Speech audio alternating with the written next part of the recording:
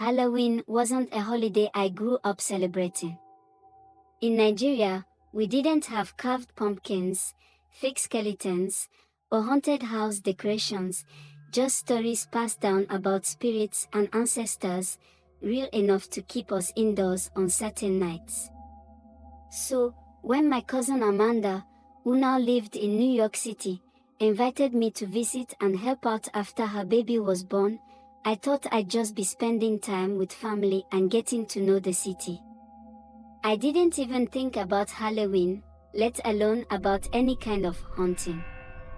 I'd never been to New York City, so I was excited. When I arrived, Amanda's apartment was exactly as I'd expected, cozy, clean, and simple. It was different from the places around her, though.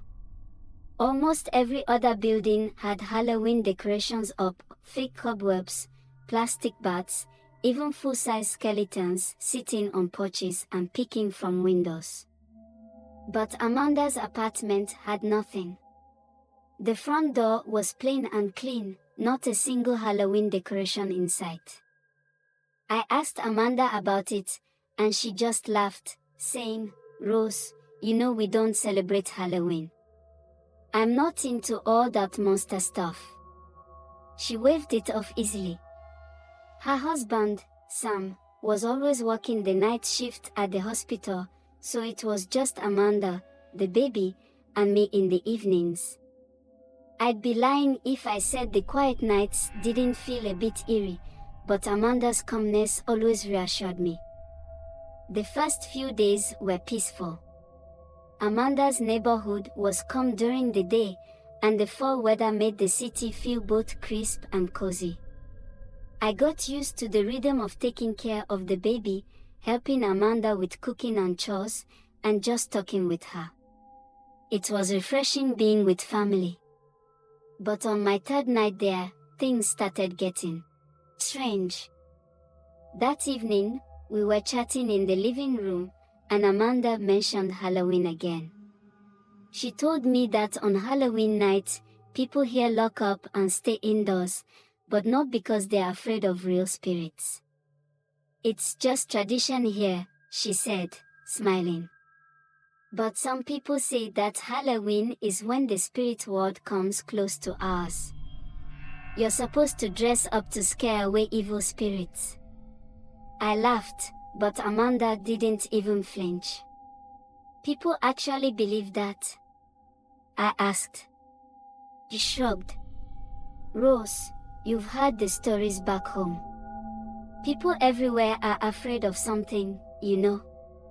The room grew quiet, and I noticed Amanda's smile fade just a little.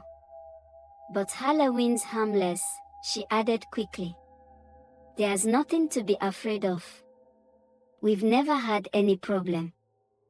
I nodded, trying to shake off the uneasy feeling that was creeping in. But that night, just as I was drifting to sleep, I heard something strange. It was around midnight when a soft humming sound began outside the window. At first, I thought it was just the wind, but the hum grew louder, more like a low chant. I sat up, straining to listen. The sound rose and fell, like a strange tune from far away, and for some reason, it sent chills through me. I got up and went to Amanda's room, hoping she was awake. She was sitting on her bed, cradling the baby, but her eyes were fixed on the window, listening. "Amanda, do you hear that?" I whispered. She nodded, her face unusually calm. "Don't worry, Rose. It's just kids or someone playing around. Halloween pranks." But something in her voice seemed forced, like she was brushing off something she didn't want to think about. I couldn't shake off the chill I felt, but I tried to brush it off too. It was just Halloween, just kids playing pranks. The next day, I tried to get my mind off the strange humming, convincing myself it had just been kids fooling around. I took the baby for a walk and strolled around the neighborhood. The Halloween decorations were everywhere, grinning skeletons on lawns, airy tombstones, life-sized witches stirring cauldrons. There was a creepy vibe, but the bright daylight made it all seem harmless, almost funny. But then I saw a little girl sitting on her stoop, staring out at the street with wide, unblinking eyes. She looked about 6 or 7, dressed in a princess costume, but she wasn't smiling or playing. She just sat there, staring straight ahead. "Hello." I greeted her, trying to be friendly. She didn't respond, didn't even blink. I waved a hand in front of her, but she stayed still, like she was in a trance. I felt a prickling fear in the back of my mind. Suddenly, she turned her head towards me, her face blank, her eyes empty. And in a voice that didn't sound like hers at all, she whispered, "They're coming." My heart stopped. I stumbled back, staring at her. What did you just say?" The little girl blinked, her expression clearing up, looking confused. "Oh," she asked, in a perfectly normal voice, like she didn't remember anything. I backed away quickly, my heart racing. When I got back to Amanda's apartment, I told her what had happened. She listened, her face calm, though a flicker of something passed through her eyes. "Don't worry, Rose," she said softly. "People are just caught up in Halloween. You'll be fine. Just ignore it." She tried to reassure me, but I couldn't shake the feeling that something wasn't right. And that night, things only got worse. When midnight came, the strange humming started again, louder this time, as if it was right outside the apartment. I sat up, my heart pounding, trying to calm myself down. But then I heard footsteps in the hallway outside, slow and heavy, like someone dragging their feet. Amanda was awake too, sitting up with the baby in her arms, listening.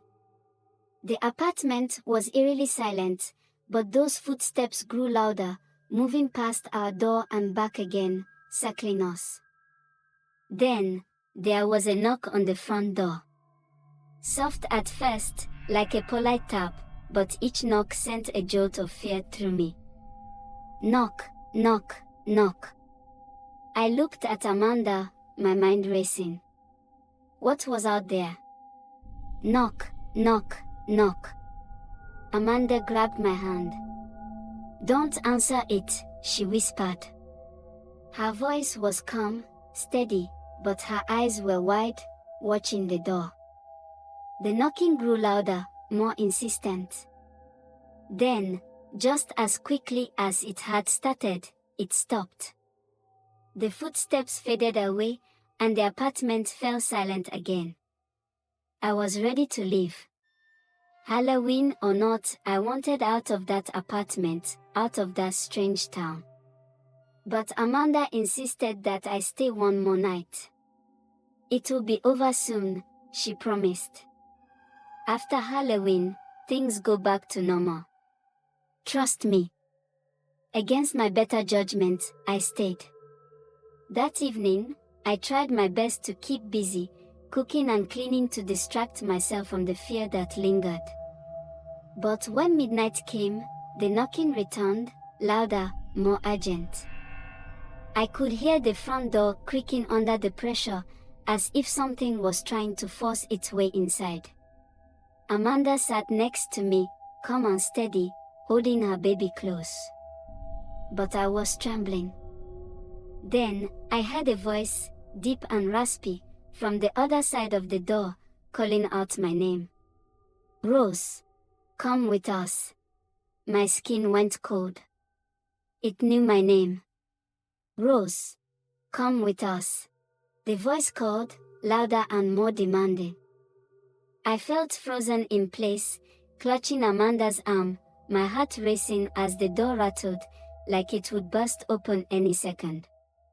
But Amanda held my hand firmly, her eyes fixed on the door, her expression strangely calm. Suddenly, the knocking stopped. The voices faded away, and the room was silent. I closed my eyes, trying to steady my breathing, to convince myself that it was all just Halloween. I woke up with a jolt, gasping for air. Sunlight was streaming into the room, and I was alone in my own bed, in Lagos, back home in Nigeria.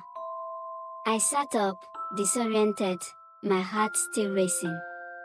It had all been a dream, a terrifyingly vivid nightmare. There was no Amanda in New York, no strange apartment, no Halloween hauntings.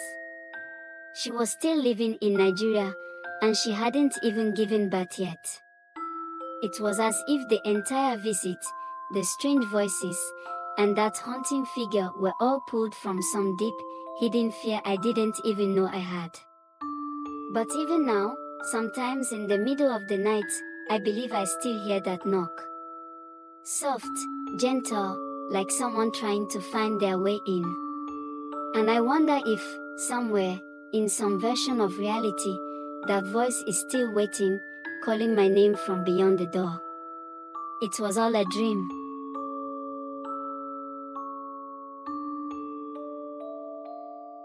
Dear listeners, I would like to clarify that the story you have just listened to is a work of fiction and not based on real events or individuals, including myself. While some elements of the story may be inspired by real-life experiences or observations, the characters, events, and situations portrayed are entirely fictional. Any resemblance to actual persons, living or dead, or actual events is purely coincidental. Thank you for taking the time to listen to this story, and I hope you enjoyed the fictional journey it took you on. Thank you. Subscribe, like, and comment for more stories.